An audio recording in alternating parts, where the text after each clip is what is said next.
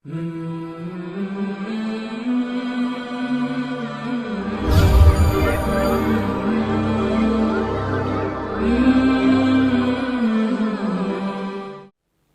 hamdalillah nahmaduhu wa nasta'inuhu wa nastaghfiruh wa na'udzu billahi min sururi anfusina wa min sayyiati a'malina man yahdihillahu fala mudhillalah wa man yudlil fala hadiya. Asyhadu an la ilaha illallah wahdahu la syarika lah wa asyhadu anna Muhammadan abduhu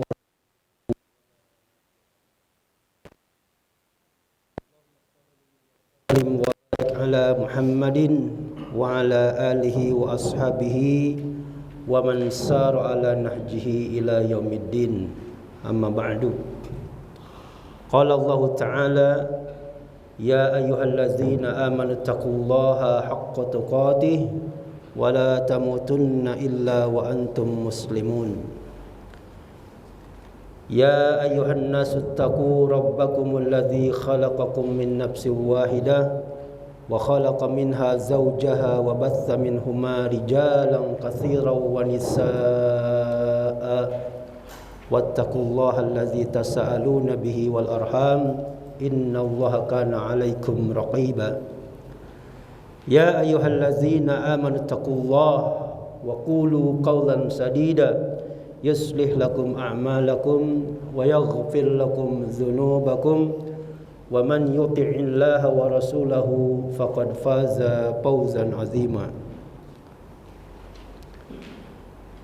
Ikhwata al-'izza rahimani wa rahimakumullah. Tidak ada yang lebih pantas ucapan seorang hamba kepada Rabb yang mengatur seluruh urusan hamba kecuali selalu dimulai dengan ucapan hamdalah, alhamdulillah. Ucapan alhamdulillah ini adalah mengungkapkan bagaimana penyerahan diri kita kepada Allah Subhanahu wa taala sebagai Rabb, ya, sebagai Allah, sebagai Khaliq, ya, sebagai Ar-Razik, pemberi rizki, ya, Ar-Rahman, Ar-Rahim, Al-Mannan, Al-Jabbar, Al-Mutakabbir, ya. Dengan ucapan alhamdulillah itu menandakan bahwa diri kita ini adalah menyerahkan segala apa yang menjadi harapan kita hanya kepada Allah Subhanahu wa taala. Alhamdulillah adalah segala puji hanya milik Allah Subhanahu wa taala. Hadirnya kita di sini kita ucapkan alhamdulillah, ya. Anugerah, kenikmatan yang tidak bisa semua orang miliki, yang tidak bisa seseorang jalankan kecuali tadi kita mengucapkan ucapan alhamdulillah, ya. Kemudian setelah itu kita juga mengucapkan ucapan yang pantas kepada yang membawa kebaikan, keberkahan, keselamatan, semua urusan kita dengan adanya bimbingan, dengan adanya penjelasan yang dibawa oleh Rasulullah sallallahu alaihi wasallam, ya. Maka bagaimana kita tidak bahagianya, bagaimana seseorang tidak senangnya, ya, ketika hidupnya dia berada dalam naungan, bimbingan dan inayah Allah Subhanahu wa taala. Itu berkat adanya Rasulullah sallallahu alaihi wasallam yang akan menyelamatkan kita semuanya dari api neraka, ya, dan yang akan menjadikan kita semuanya bisa masuk ke surga. Semuanya telah diterangkan, dijelaskan oleh baginda kita Rasulullah sallallahu alaihi wasallam. Jangankan itu yang besar, urusan yang kecil saja, bagaimana ya kalau kita pernah berbuat baik kepada seseorang atau seseorang pernah berbuat baik kepada kita, ya, maka kita terus akan memberikan ungkapan mengingat apa yang dilakukan oleh orang tersebut ya kepada kita dari kebaikan-kebaikannya. Maka tadi sudah jelas kebaikan yang dibawakan oleh Rasulullah SAW adalah lebih daripada kebaikan apa yang kita rasakan di mana seseorang menolong kita. Kita selalu menyebutnya, oh dulu si fulan yang telah menolong aku dalam kesulitan. Si A dulu telah menolong aku, meminjamkan uang kepada aku dalam keadaan kesulitan. Itu akan terus diingat namanya, diingat kebaikannya, ya. Tidak akan dilupakan. Itu adalah urusan yang sifatnya sesama kita. Nah, ini urusan yang tidak ada batasnya, yang dimana kita bisa masuk surga, bisa dijauhkan dari neraka, lantaran dijelaskan, diterangkan oleh baginda Rasulullah Sallallahu Alaihi Wasallam, mana yang haram, mana yang halal, mana yang harus dilakukan, mana yang harus ditinggalkan. Maka pantas kita sebagai umatnya terus mengingat terus kebaikan-kebaikan yang telah disampaikan oleh baginda Rasulullah Sallallahu Alaihi Wasallam. Tujuan Allah menciptakan kita sudah jelas dalam surat Az-Zariyat, wa ma khalaqtul jinna wal insa illa liya'budun. Tidak semata-mata ya. Jadi kami ciptakan bangsa jin dan bangsa manusia kecuali hanya untuk menyembahku, kata Allah, ya. Maka kita sebagai makhluk yang diciptakan oleh Allah Subhanahu wa Ta'ala, sebagai Khalik yang menciptakan, ya, bagaimana penyerahan diri kita kepada Allah Subhanahu wa Ta'ala dengan sebenar-benarnya menyerahkan tanpa ada tawar-menawar.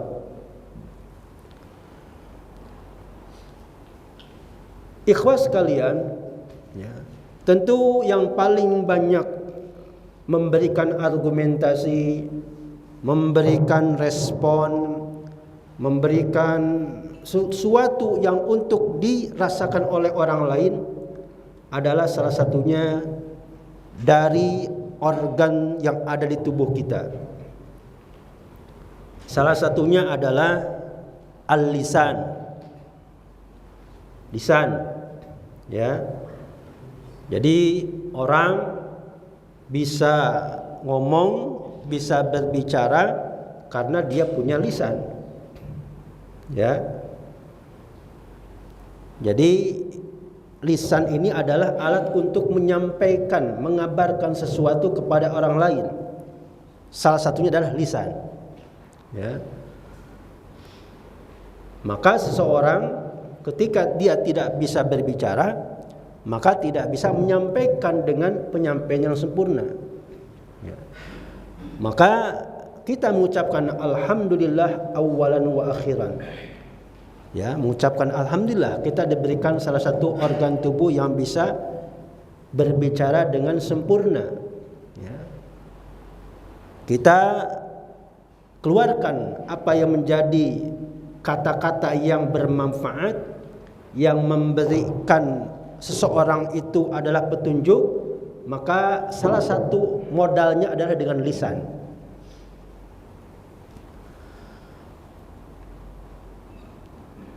Allah Subhanahu wa Ta'ala telah memberikan gambaran, ya, kepada kita. Begitu juga Rasulullah Sallallahu Alaihi Wasallam, ya.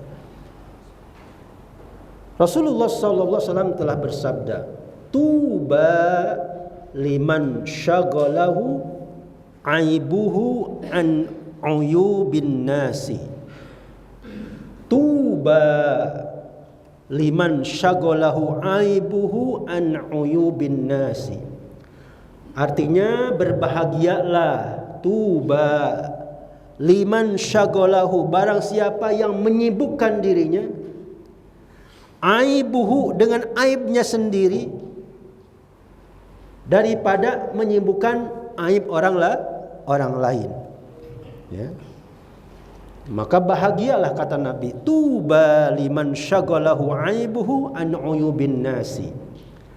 Artinya kita itu harus berbahagia dengan kita mengungkapkan apa yang terasa dalam diri kita yang kurang, ketimbang kita mengungkapkan tadi kekurangan orang lain, yang itu justru belum tentu bermanfaat.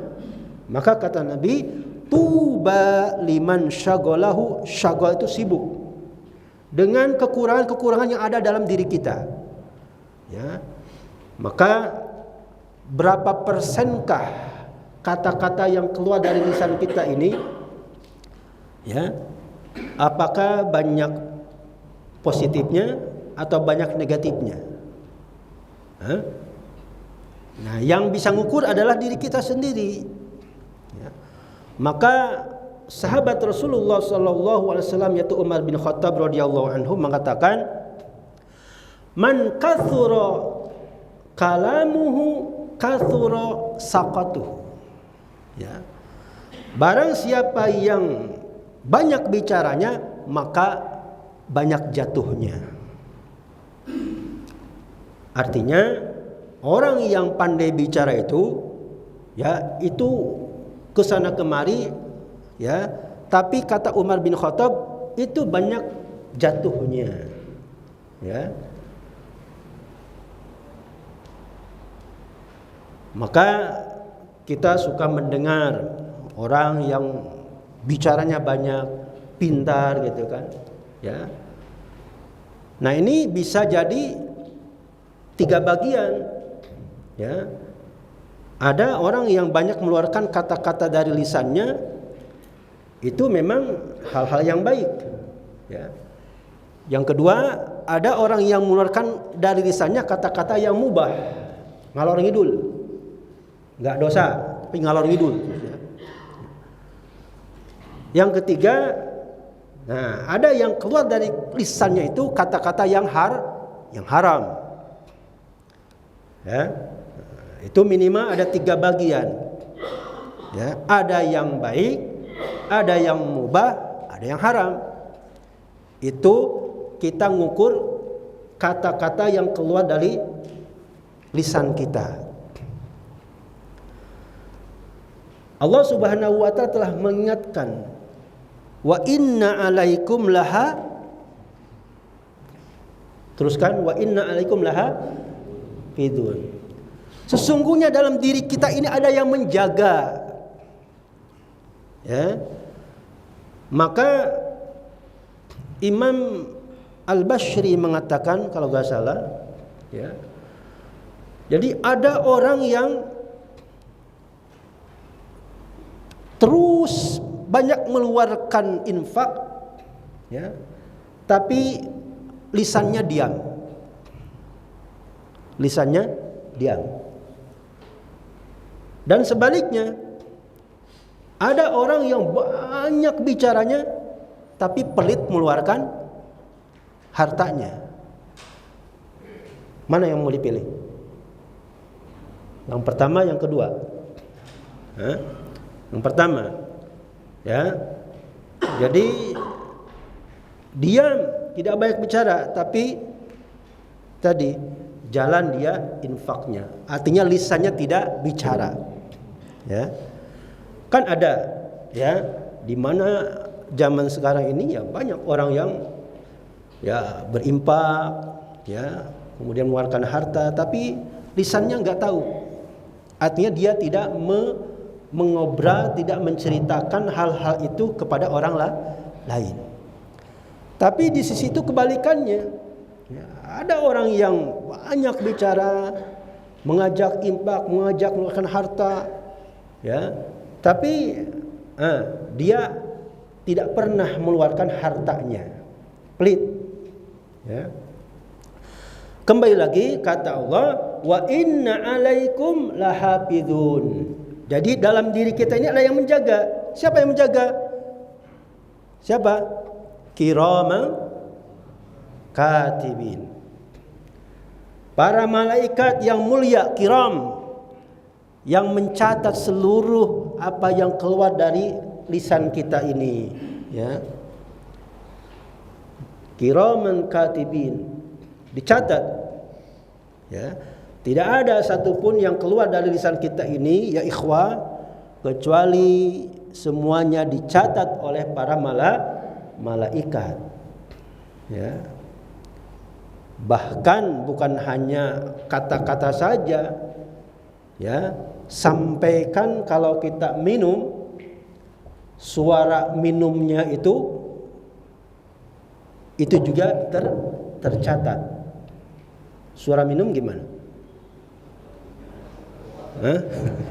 Ya, kalau minum kopi kan, masya Allah.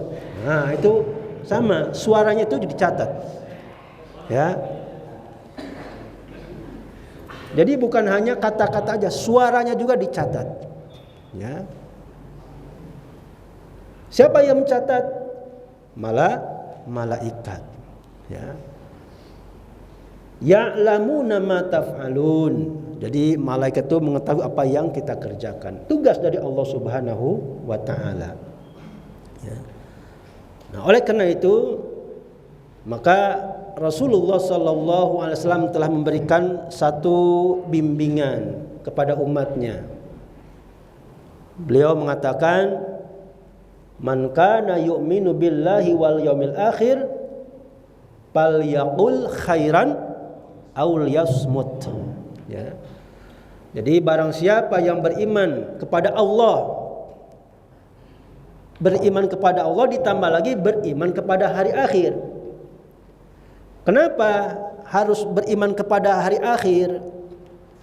Karena banyak orang yang mengaku beriman kepada Allah, ya, tapi tidak mau beriman kepada hari akhir.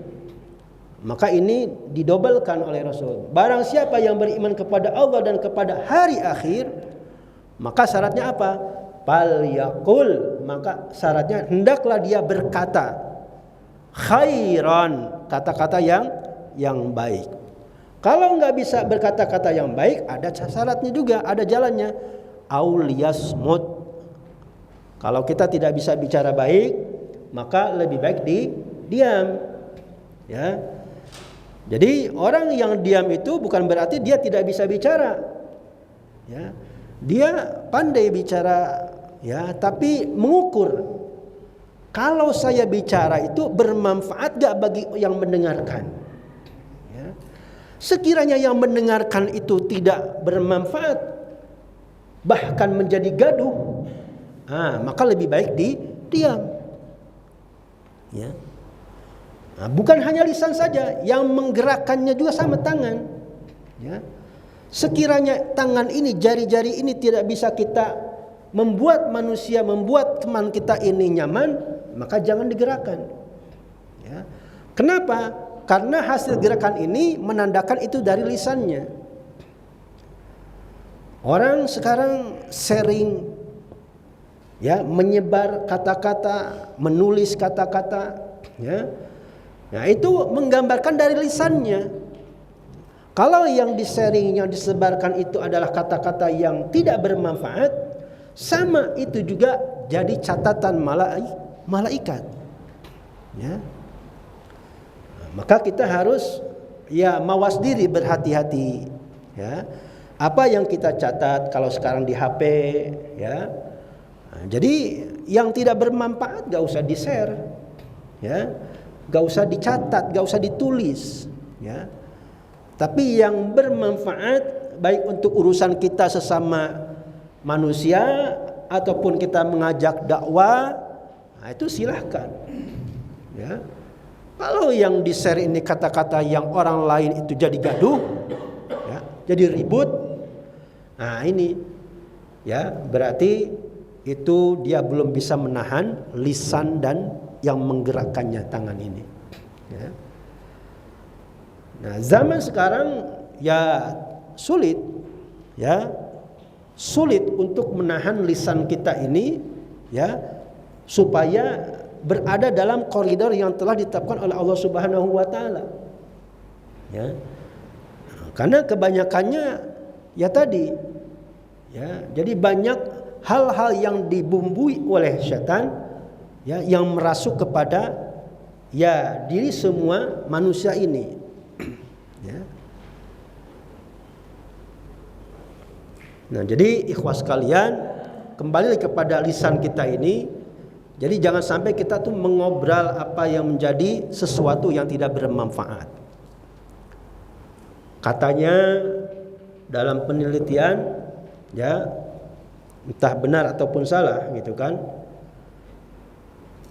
kata-kata yang keluar, ya, dari mulut perempuan setiap hari itu bisa nyampe 20.000 kata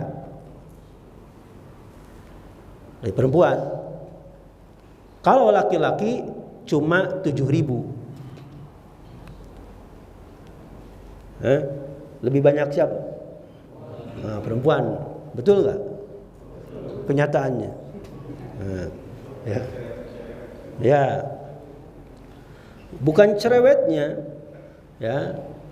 Jadi itu diberikan modal oleh Allah Subhanahu wa taala kepada perempuan. Ya. Karena yang mendidik anak-anak itu siapa yang menyiapkannya? Ibu-ibu. Ya. Maka rumah itu adalah al-madrasatul ula, sekolah yang pertama. Yang paling banyak berperan adalah ibu-ibu. Maka yang harus banyak mengeluarkan kata-kata adalah ibu-ibu. Ya. Jadi mengajak anaknya yang masih kecil dengan kata-kata yang lembut, kata-kata membahagiakan. Ya, itu ibu-ibu. Bapak-bapaknya ya banyak diam. Ya. Jadi yang banyak mengeluarkan kata-kata itu adalah ibu-ibu. Kenapa harus begitu? Yang menyiapkan anaknya. Kalau ibunya di rumahnya diam, anaknya tidak akan bisa banyak bicara. Ya. Tapi lantaran ibunya gesit, banyak memberikan arahan, ya, sampaikan mau tidur aja ditiduri, ya, diberikan nyanyian, diberikan apa gitu kan. Itu semuanya adalah rasa kasih sayang ibu-ibu kepada anak-anaknya. Ya. Maka jangan sampai heran kalau antum di rumah yang paling banyak mengeluarkan kata-kata itu adalah istri kita, ibu-ibu kita. Ya. Kenapa demikian? Itu sudah sunatullah. Ya. Sudah sunatullah. Ya. Dulu ketika manusia pertama yaitu Adam, ya, alaihissalam, jadi Allah menciptakan itu dari unsur tanah. Jadi berbagai macam unsur tanah, ya. Dan penciptaan Nabi Adam itu mencengangkan siapa? Malaikat, ya. Karena belum pernah ditemukan, ya, sosok makhluk, ya, yang memang Allah sudah persiapkan, ya. Jadi bayangkan asalnya dari tanah, ya. Kalau kita membuat, ya, orang-orangan dari tanah seperti itu, ya. Jadi Allah menciptakan Nabi Adam itu dari tanah, unsur tanah. Kemudian mulai ditiupkan pertama kali hidup dari ujung rambutnya. Ya, malaikat menyaksikan penciptaan Nabi Adam. Mulai bergerak dari atas rambut, kepala, ya, sampai bawah. Nah, bergerak semuanya. Malaikat cengang, kaget melihat sosok makhluk yang luar biasa. Ya. Nah, setelah Nabi Adam bisa bergerak, maka Allah tidurkan. Nah, ketika tidur itu, maka Allah mengambil satu bagian dari tulang rusuknya. Dijadikanlah siapa? Hawa, teman Nabi Adam. Maka ketika bangun Nabi Adam, sudah ada siapa? Hawa, ya, pasangannya. Ya. Ya, jadi ini memang sudah sunatullah, ya.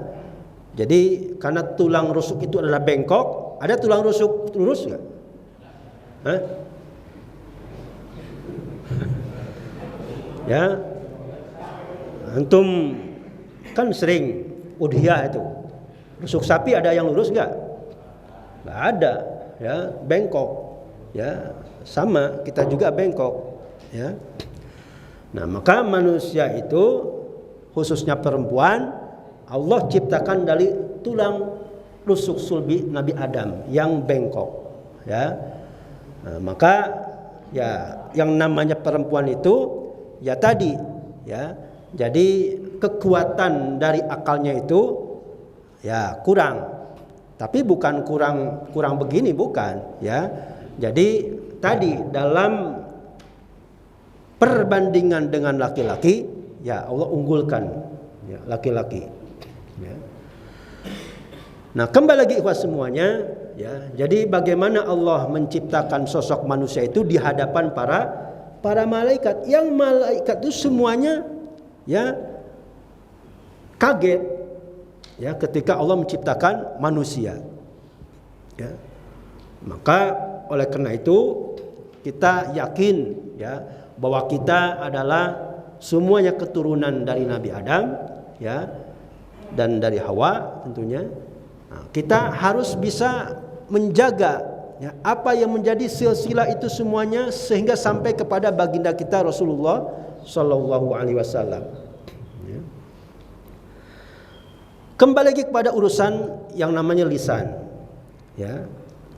Tadi Allah sudah menyampaikan wa inna alaikum lahafidun kiraman katibin ya'lamuna ma taf'alun. Ya. Jadi tidak ada sesuatu yang Allah itu luput dari penjagaannya. Ya, semuanya akan direkam dan nanti itu yang akan dikasihkan kepada kita. Ya. Kata Allah, ikra kitabak. Baca tuh ya hasil laporan kita. Nanti, ya.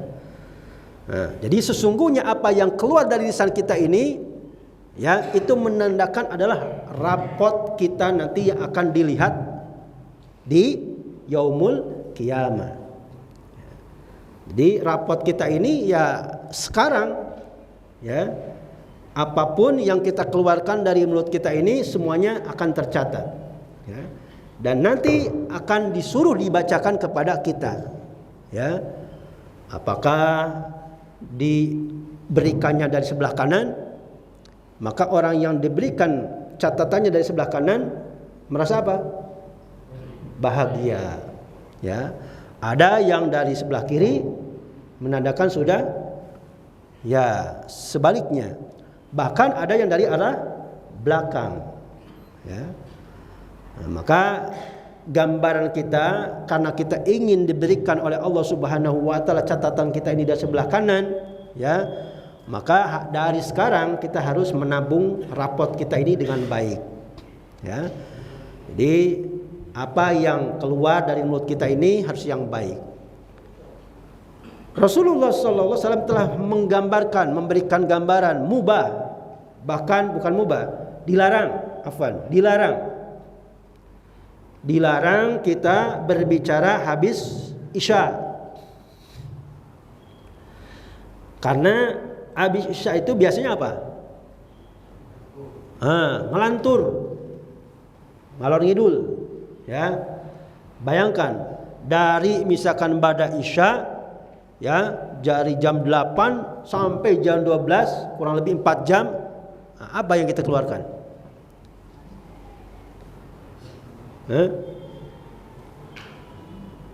Rata-rata kita di rumah habis isya ngobrol atau langsung tidur? Ngopi. Ya ini kita untuk mengevaluasi, menghisab diri kita masing-masing, ya. Jadi kata Rasul, ya, dilarang kita ini berbicara, banyak berbicara, maksudnya banyak berbicara apalagi yang haram, ya. Itu tidak boleh jelas setelah sholat isya, ya. kecuali yang dibicarakannya tadi masalah kajian, ilmu, ya. Tapi kalau yang dibicarakannya mubah, ya, apalagi yang tidak ada manfaatnya, ya. Orang ngobrol di pos ronda, ya, apa yang dibicarakan? Tentang wudu. Di pos ronda bisa bicara wudu, tayamum, ya. Ya, yang dibicarakan di pos ronda apa? Nah, ini, ya. Ya, masalah misalkan pinjol, ya, judol, ya. Itu, ya. Nah, itu kan tidak manfaat, ya. Atau antum pada isya dikontrakan, ayo ngobrol, ya, di teras, ya. Ngalor ngidul, jangan-jangan nyerempet kepada yang dibicarakan yang tidak pantas, ya. Nah, maka jangan terlalu banyak bicara setelah sholat isya, ya. Nah, ini Rasul sudah memberikan kaidah seperti itu, ya. Kalau yang sudah punya pasangan, ya manfaatkan, ya. Jadi jangan banyak bicara, ya. Nah, ya silahkan. Kalau yang belum punya pasangan, ya tadi, ya, ya manfaatkan dengan yang ya biasanya apa gitu kan. Nah, yang jelas tadi jangan banyak ngobrol yang tidak karuan, ngalor ngidul setelah sholat isya, ya. Lebih baik dipakai untuk tadi hal-hal yang baik, ya, antum baca buku, ya, kemudian ya mendengarkan yang baik. Kalau melihat yang baik, ya insya Allah itu manfaat sampai ketika antum butuh waktu istirahat, ya. Nah ini ikhwas sekalian, ya. Jadi karena kita ini akan ditagih rapotnya nanti di yaumul akhir, dan sejatinya rapot kita ini adalah rapot yang sekarang yang kita ya lagi direkam oleh Allah Subhanahu wa taala fi kitabim marqum, dalam buku yang tercatat, direkam dengan baik, tidak akan luput satu kata pun, ya. Semuanya direkam dengan baik. Mudah-mudahan ini menjadi dorongan, rangsangan bagi kita, ya, untuk melaksanakan, memacu kepada hal-hal yang dianggap baik oleh kita dalam hidup kita, sehingga kita menjadi orang-orang yang terbimbing dengan hidayah Allah Subhanahu wa taala, ya.